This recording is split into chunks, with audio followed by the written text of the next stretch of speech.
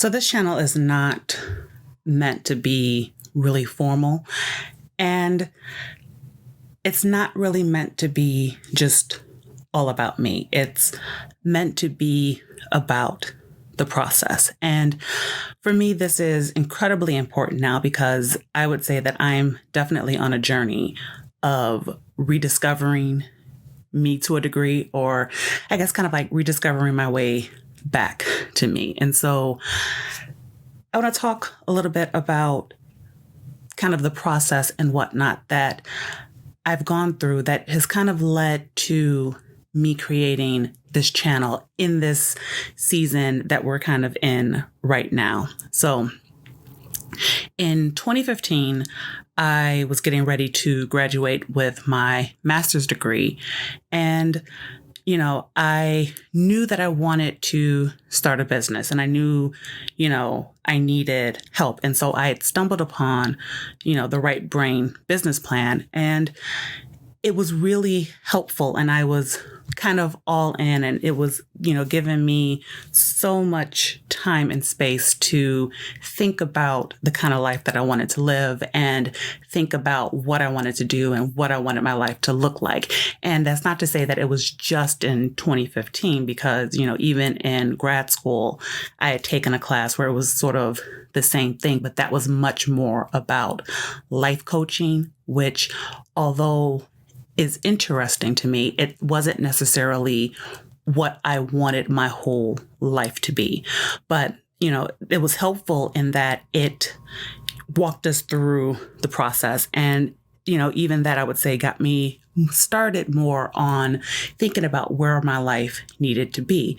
But of course, life is nothing without distractions. And, for me, the distraction came in, the passing of my father, which was highly unexpected.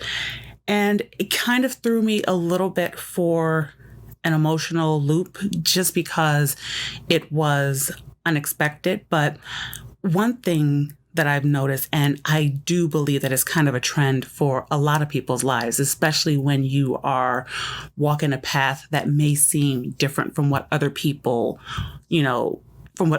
expect.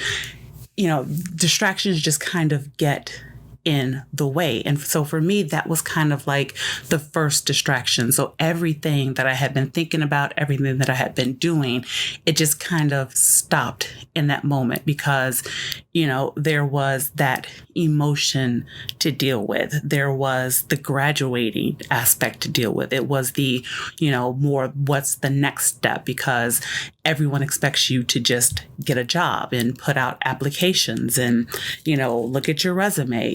And, I spent so much time doing that, before I could even find a breath, it was suddenly 2017 and I still hadn't gone anywhere. And so I moved to Boston for a bit to help out my brother and sister-in-law with their 3 kids. And, I was there for a year, went back home in 2018. And, 2018, I was a little bit more ready to kind of, get back into working my life the way that I wanted to. So, I got back to writing. I had started my other YouTube channel, and, I was reviewing comics, and, I was not necessarily living the life, but, I felt better. I felt purposeful. I felt like I was doing things. And, it wasn't like the beginning of 2018 because I didn't move, away until the summer of 2018. But, 2018 ended with me feeling a little bit hopeful and feeling more like I had what I wanted to do together. Then, of course, came 2019, and I picked up a second part-time job. And that probably, more than anything, was the death knell. So I want to say, you don't think about it. And I know that the world doesn't necessarily think about it because they look at it in terms of you have to get a job to pay your bills and to do that. And then somehow, some way, whatever it is that your purpose, like whatever is your purpose, is just going to fall into your lap as you put all your time and energy into the thing that helps you to survive. And, that like, okay, foreshadowing.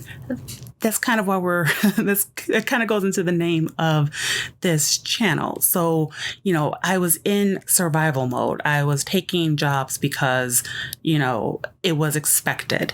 It wasn't what I wanted to do. I had no passion for it whatsoever. And that was substitute teaching.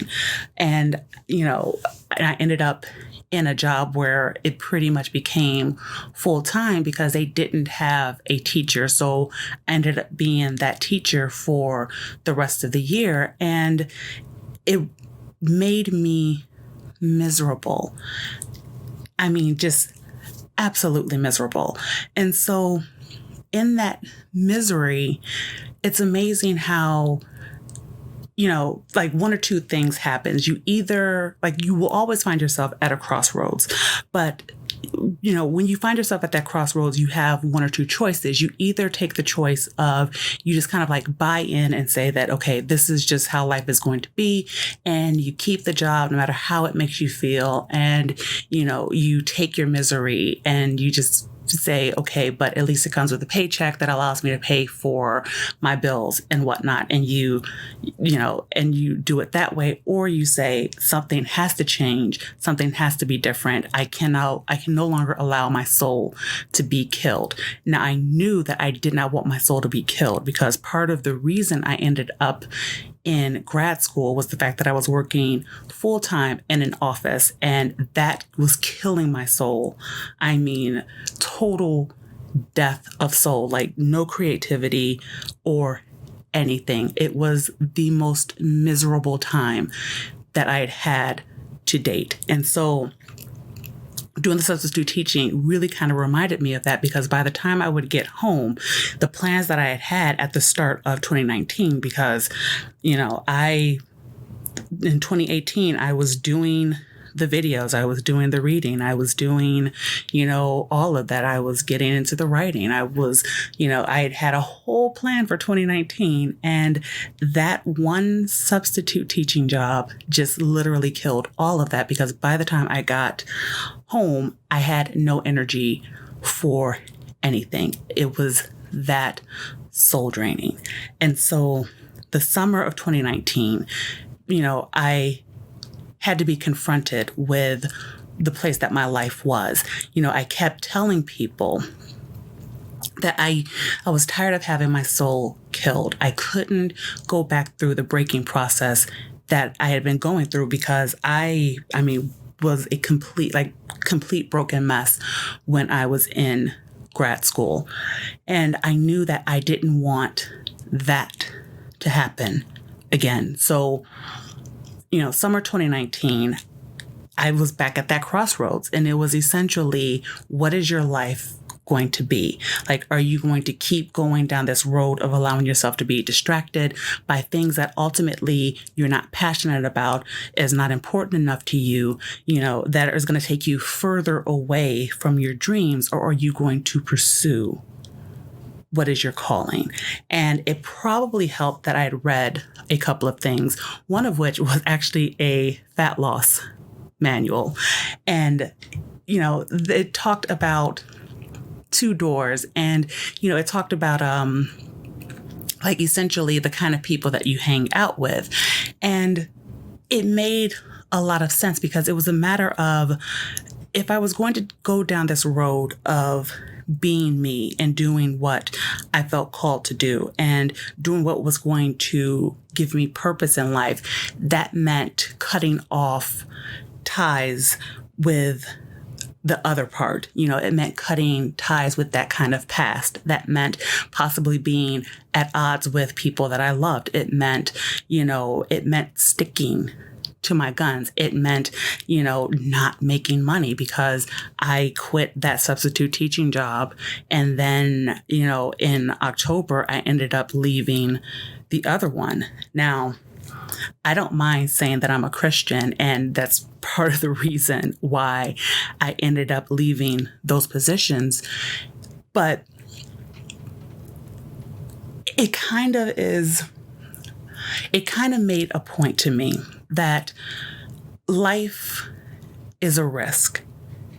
Like everything that we do in life is a risk. And for me, I needed to get to that place, and I needed to stand there, and I needed to tell myself, am I willing to take that risk? And for me, the answer, of course, was yes, because I already knew that I no longer wanted to be distracted. I knew that I didn't want to, have my focus taken away from my writing. I didn't want it taken away from the YouTube channel. I didn't want it to take away from, my calling to move to Japan, because I knew that the more that I settled into the US, the more that I planted roots, the more that I worked just to make a living and, pay bills and things like that, I was never going to take that chance and risk of moving myself, toward moving to Japan. And I say all the time, it's amazing how much money you can save when you don't have a job. So yeah, that just really kind of is a little bit of my journey. And like, this is a new opportunity that I'm taking, and life is a risk. So it's a matter of, I don't even know if this risk is going to work out, because it's a brand new YouTube channel starting completely from zero. It's completely unscripted, and it's being totally honest about, things that I'm going through, things that I believe, and, trying to sort out life. But it's an opportunity that if others can find hope in it, or if others can find just like a place to come and like feel a little bit of accountability for themselves, if I can get people to a place of thinking and, accounting and whatnot, then I think that I could say that it's a pretty good job well done sort of thing. So I'm committed to trying with this channel. I am committed to trying. I like I say always, like I caution myself against giving promises, because I can't ever really promise consistency. I can promise for myself that I will seek to not be distracted, to like do my best to cut out the distractions from my life that keeps me from doing, things like this. But, I'm at the beginning of this, so I don't know how